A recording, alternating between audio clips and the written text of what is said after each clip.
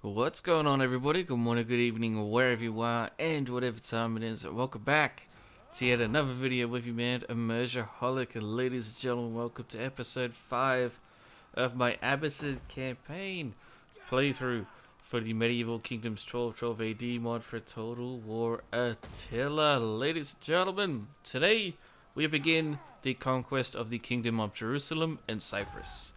We are beginning by attacking the city of Homs. It is a minor settlement on the northern side of their nation, and we'll be hitting them with Caliph Jafar's new army that he'll be leading alongside our brand new siege equipment. He also has a cavalry army in reserve that will be there to support him just in case he gets any nasty surprises from the Crusaders from the south.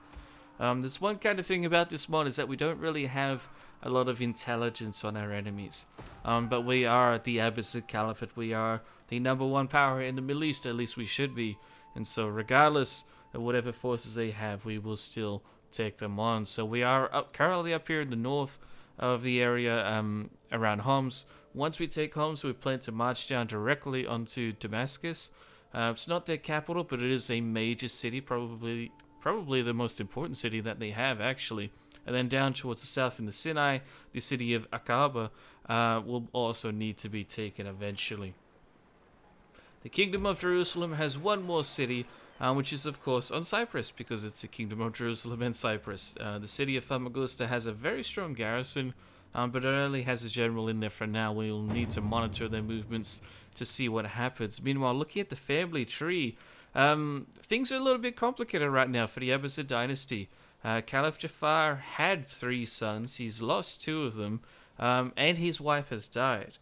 So now he just has one son, Yahya, who is his heir, and then he has one daughter, Shajar, who's 15 years old, and then Yahya is 13, so he will be coming of age very soon and will be the heir to the caliphate, which is a little worrying. We then have the very disloyal brother of Jafar, Aziz, who is 17 years old. He's incredibly disloyal, somehow thinks that he is the rightful place on the head of the Abbasid dynasty. And then we have Hussayn and Masood, who are not yet of age to lead armies or just to be considered adults. So very soon, though, they will be.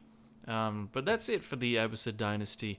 We do have another army coming in from the east, from Baghdad as well, so they will also be coming in to help support. But once they finish the conquest of the Holy Land, essentially, we will be marching down south into the Ethiopian kingdoms. It's time for us to end them.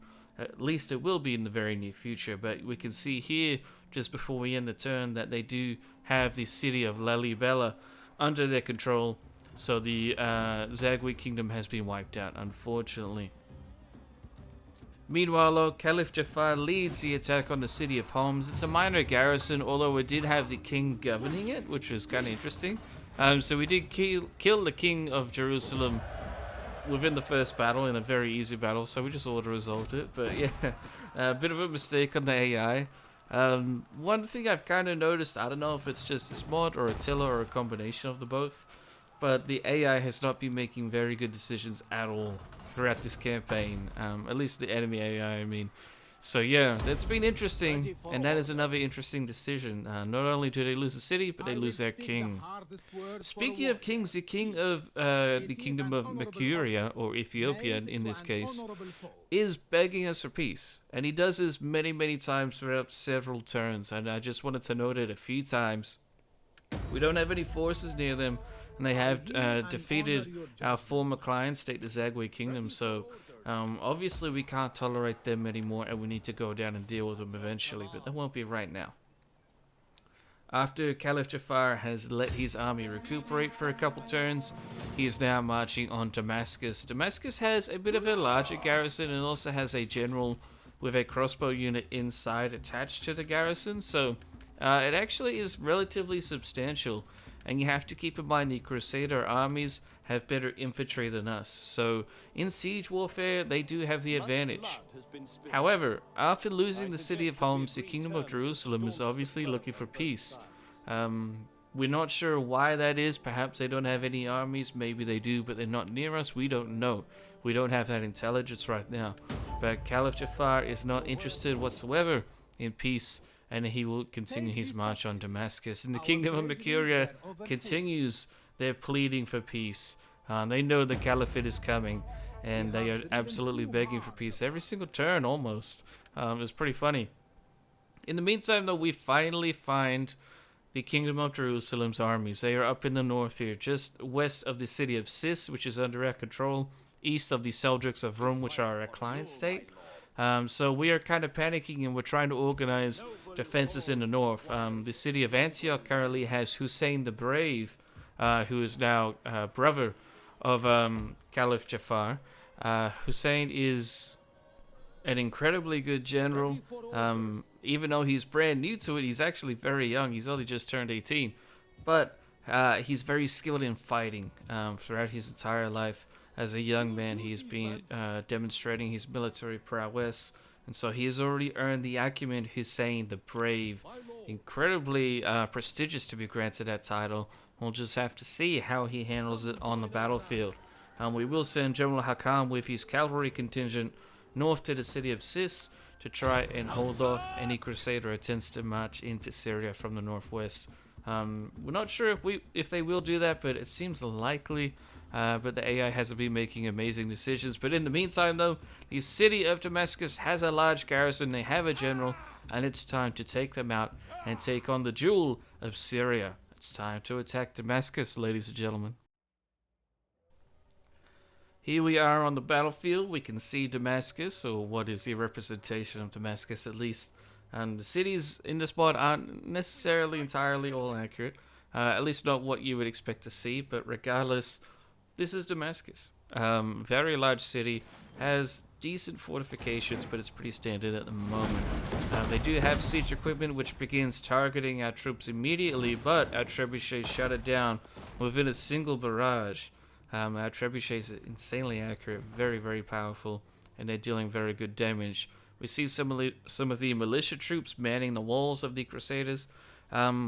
Even the militia troops are pretty well armored. You can see a lot of them have chainmail, very large shields, decent spears, so these troops are definitely nothing to scoff at, despite them being essentially militia tier for them.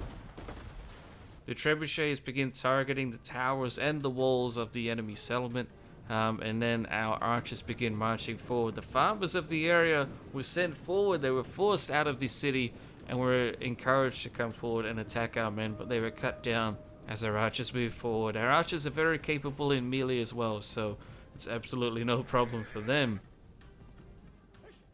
The Crusader governor of the area and the general, who is also present, is preparing to mount a defense now that we've just breached the walls. You can see in the distance we've just made a small gap. We need to make a larger one, but the governor and general are working together simultaneously to try and hold off these gaps in the walls. But our spearmen begin marching forward.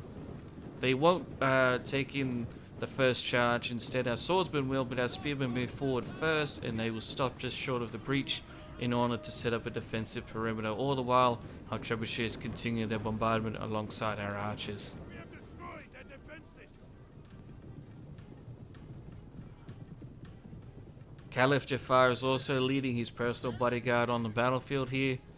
Very prestigious looking personal bodyguard here. You can see the Abbasid Dynasty is certainly upgrading and developing its military to be a little bit more not only efficient but also just good looking overall, which is never a bad thing. Our troops are starting to look really, really cool.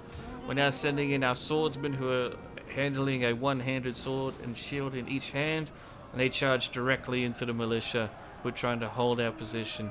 They're trying to hold us just outside their main gate. We haven't damaged the gate enough to manage to break through, so instead we have this one breach which has chopped down 2 sections of the enemy wall. So it's a decent sized breach, but it is only the one. They even sent in the governor. That's not the general. The governor will be coming in soon, though. The general will be coming in soon. The governor and general are very powerful units. So what we did here is we sent forward the Naft throwers. These guys are basically our medieval grenademen, and they're doing incredible amounts of damage to the enemy. You can see the explosions of fire going off in the masses of infantry and the cavalry right there. The remnants of his personal bodyguard at least try to escape through the gate, will send forward more volleys of the knife throwers, and they will do amazing work. They did astounding work, and we'll see more shortly. As the battle rages at the gate, we begin setting in a second wave of swordsmen. These guys will be going down the side streets right here. They're engaging the enemy skirmishers, who were also very decent in melee engagements. But here, Caliph Jafar moves forward into the city, not necessarily to fight, but instead to witness a demonstration of the knife throwers' power. We have some incredibly well-armored and well-trained Crusader knights that are dismounted right here, and our knife throwers are dealing with them incredibly easily. Our swordsmen are getting cut down, mind you, but the knife throwers are decimating the entire Crusader regiment. You can see they're burning alive very, very quickly. And yeah, it's a very powerful new unit added to our military arsenal. Caliph Jafar does get involved in the fighting eventually, though, as the skirmishers of the Crusaders begin returning from the battlefield, withdrawing from the battlefield, and they try to actually kill the Caliph himself. He has infantry in support, and he will run down those skirmishers and deal with them accordingly. Even the knights are trying to kill the Caliph himself. You can see right here in the center of the screen, the Caliph is fighting them off personally, but then our infantry come in and reinforce his position, and with that, the general that was supposed to be leading the defense is now running off the battlefield alongside his personal bodyguard, perhaps to the other Crusader forts in the area. Regardless, Damascus belongs to the Caliphate.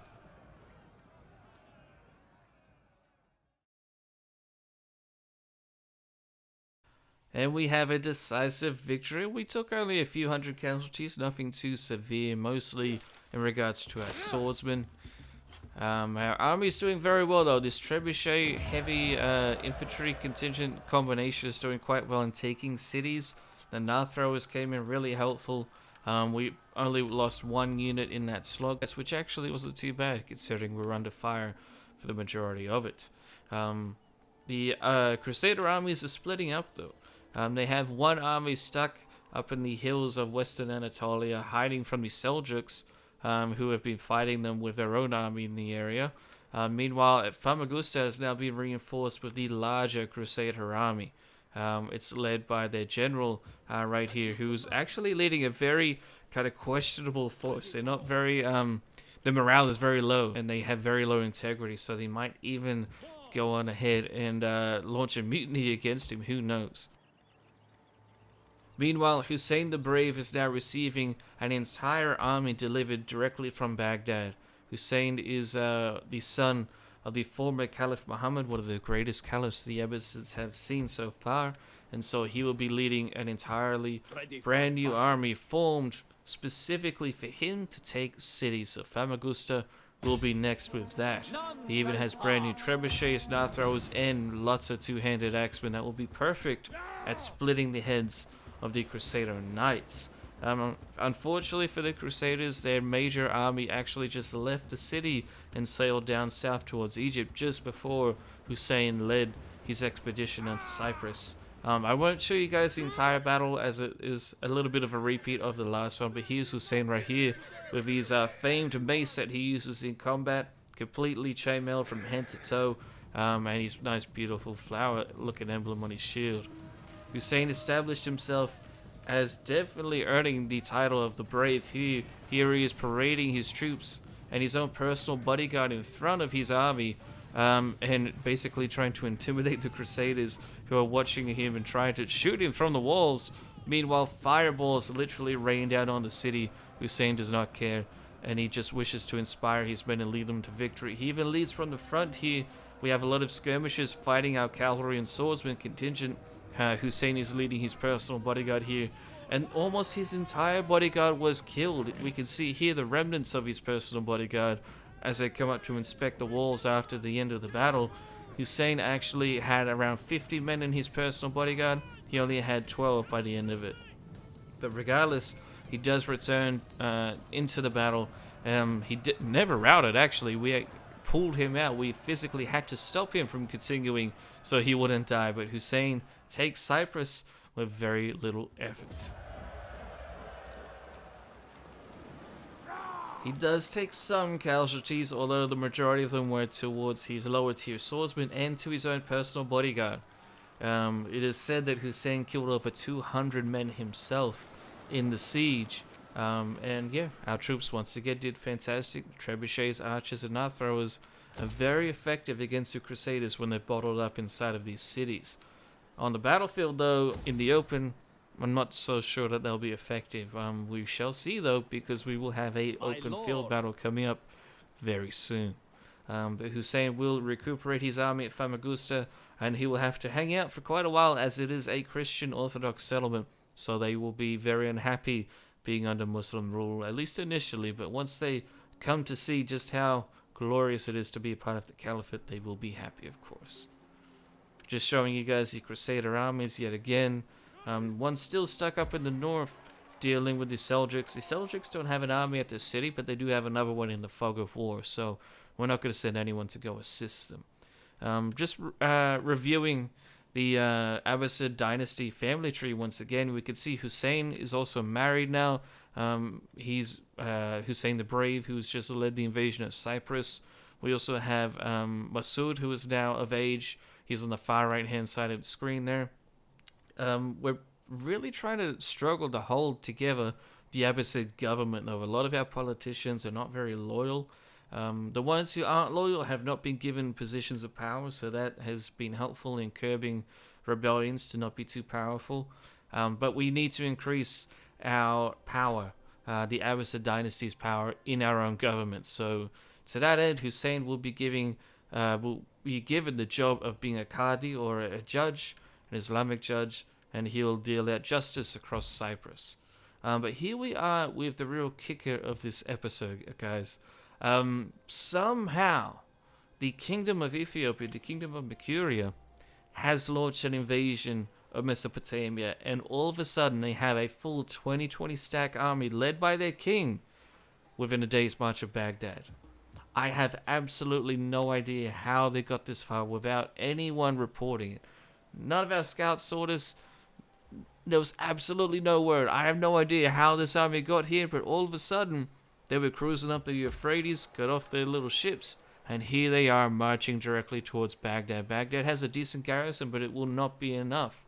So, Masood, son of the Caliph Muhammad, will be organizing his own personal retinue to try and hold off the Ethiopians outside the walls of Baghdad. We do have a governor who is inside Baghdad itself, so he will also be participating. So that's 2 generals we'll have at least. Masood will try to recruit some locals as quickly as possible, get some professionally trained troops, but it is going to take a while, and the Mercurians will be able to siege Baghdad in a single turn, and they do, unfortunately. So to try and help defend the city, which is our crown jewel of the entire caliphate, General Hakam is being sent back east with his entire cavalry contingent. He was the general who was holding the city of Sis, but now he obviously has more pressing matters, and his army will be the only one sent back to Baghdad for now, because he's an all-cavalry contingent. Unfortunately, though, because our capital is being besieged, our income has been annihilated.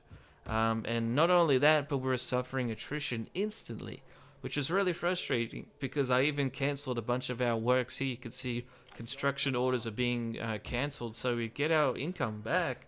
We have the treasury to handle this hit to our income, but just because of the way Total War Attila works, we're still going to suffer attrition for at least 1 turn. Then the next turn we'll recover, but obviously the people inside Baghdad won't be able to.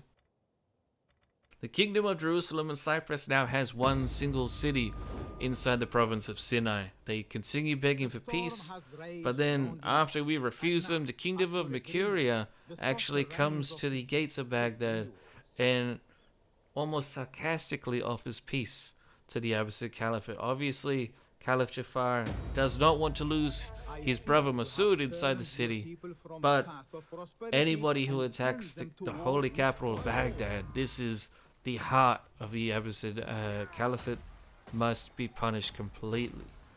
Although speaking of being punished, these 6 Crusaders now being launched, and it's supposedly targeting Cairo, which is very good news for us, because it means the Abbasid Dynasty, the so-called leaders of the Islamic world, will be humbled even more than what they already have been. So perhaps in the near future episodes, we will finally be able to come in and swipe away the remnants of the units, but I'll have to wait for another episode because right now we are going forth and sailing forth from Baghdad, and we have the Battle of Baghdad commencing.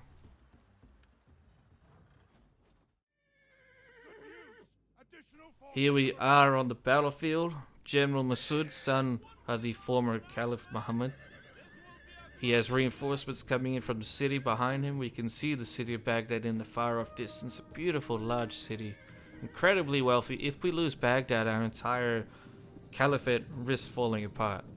So we form up our armies extremely quickly. We have two armies reinforcing Masud. We have an all-cavalry army led by General Hakam, and then we have the garrison of Baghdad marching on as well, which is all infantry. So we do have some decent troops here, but the enemy does have more than us. So to that end, we have our cavalry stationed on the right-hand flank here in the shrubbery, and our main army will be marching more so to the left towards the western flank here, where we'll be trying to draw out the Ethiopians away from the foliage, and that way we could try and do a little bit of a Khalid ibn al-Walid move and swing our cavalry around the entire army of the Ethiopians. At least that's the thinking. We'll have to see if it works or not. The Ethiopians begin marching forward. They have lots of skirmisher cavalry, so they're very lightly armored, not very good in melee, but they are very fast and they're very strong with their melee range. Their range weapons.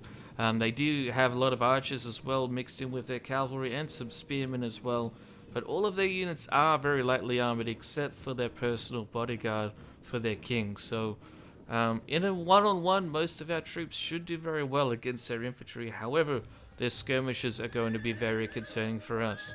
So to begin the battle, we send forward our left-hand flank of cavalry, which is consisting of crossbowmen led by our archer personal bodyguard of General Hakam. He will be leading the attack as well by firing at will, and he begins with his volley. The crossbowmen follow up. They retreat very, very quickly to try and draw out the Ethiopian cavalry.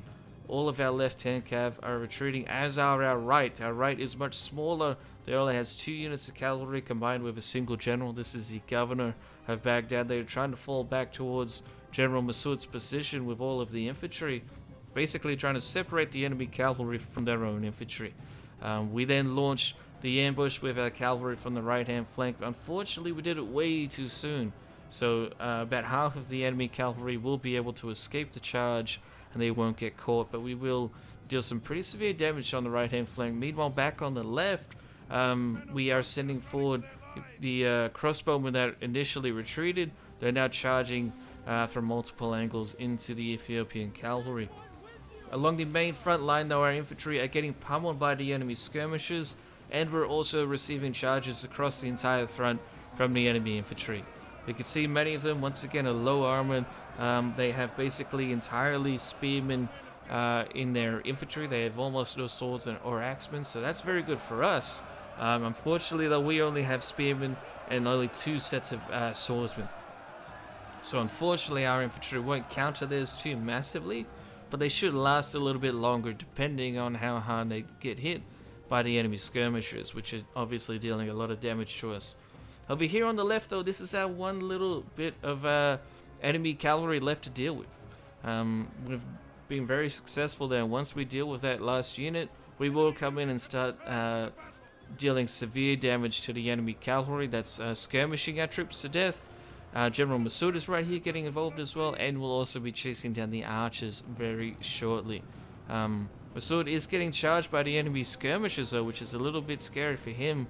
Plus, we lose our entire left-hand flank of infantry. Our spearmen are going into a full retreat, although some of them do come back and try to reorganize and continue the fight. But essentially, the left-hand side of our entire infantry-based army is retreating or on the brink of retreating.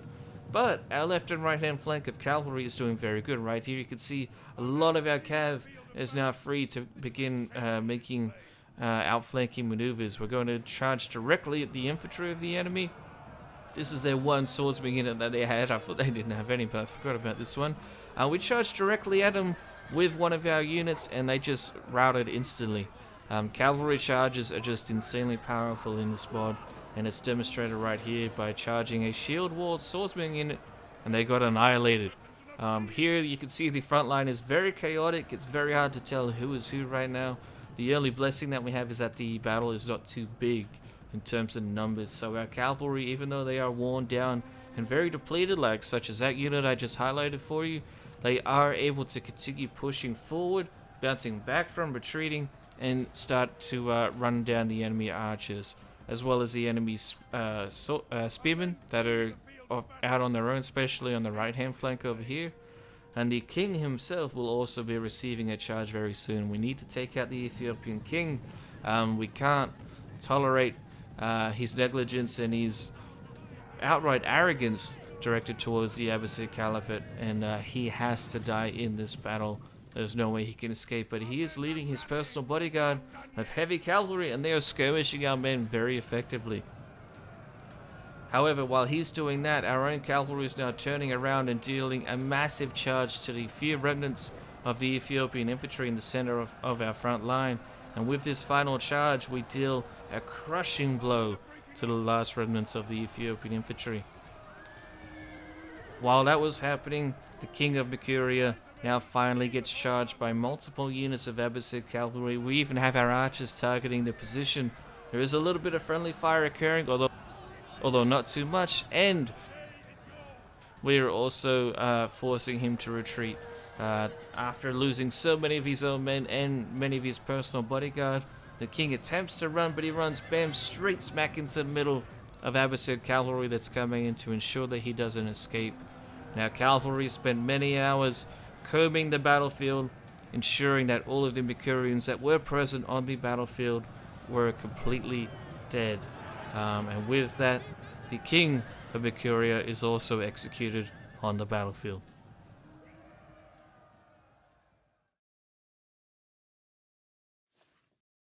And there we have it. We have a close victory. The Battle of Baghdad actually swings in the Abbasid favor. Somehow we were able to just barely defend the city.